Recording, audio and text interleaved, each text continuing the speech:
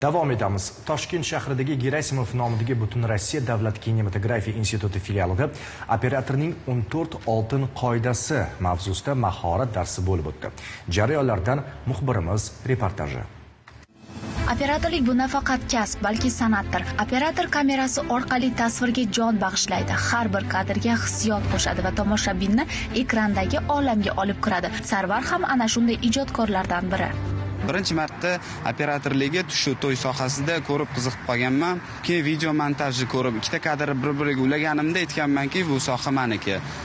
Shu sohani chuqurroq o'rganib, professional, ya'ni yarim emas, to'liq professional bo'lib chiqish xohlisi maqsad qo'yganman. Kuni kecha O'zbekistonda xizmat ko'rsatgan madaniyat xodimi Hamidulla Hasanov tomonidan operatorning 14 oltin qoidasi deb nomlangan mahorat darsida Sarvar kabi operatorlik sohasida faoliyat yuritayotgan ijodkorlar ishtirok etishdi. Firma должен очень технически грамотно. Без выражений такое. Вначале надо освоить технический оператор, а потом, если есть у него талант, он будет дальше развивать свой талант. Kinooperatorlik sohasini o'rganishda xorij mamlakatlaridagi o'qitish uslubi, yaratilayotgan darslik va o'quv qo'llanmalar darajasi bilan tanishish, hamkorlik loyihalarini amalga oshirishda muhim ahamiyat kasb etadi.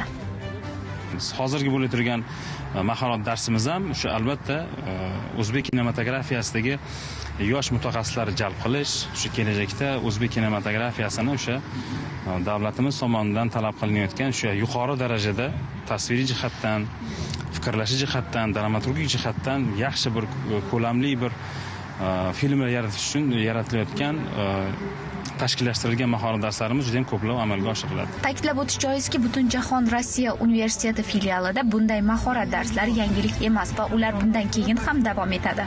O'zbekfilm kinokonserni bilan hamkorlikda bu narsa tashkillashtirildiki, hozirgi kunda butun dunyo kinematografiyasida ishlab kelayotgan moddiy texnik baza deymiz. O'sha chunki hozirgi kunda operatorni bevosita tasviriy ko'maklashuvida zamonaviy moddiy texnik bazalarsiz tasavvur qilib bo'lmaydi. Mana shu ko'rib turganingizdek o'sha maxsus mashinalarga Big Tashkent logolarni qo'yganmiz. Mana bitta Captiva yoki o'sha maxsus jiplarimizda o'sha zamonaviy texnikalarni qo'yib, bu yerga o'qishga kirgan talabalarga juda ham katta imkoniyatlar, sharoitlar yaratib beriladi va bu yerda o'qigan talabalarga albatta diplomlari 20 dan oshiq davlatga o'tadi bu. O'sha xalqaro darajadagi diplom topshiriladi.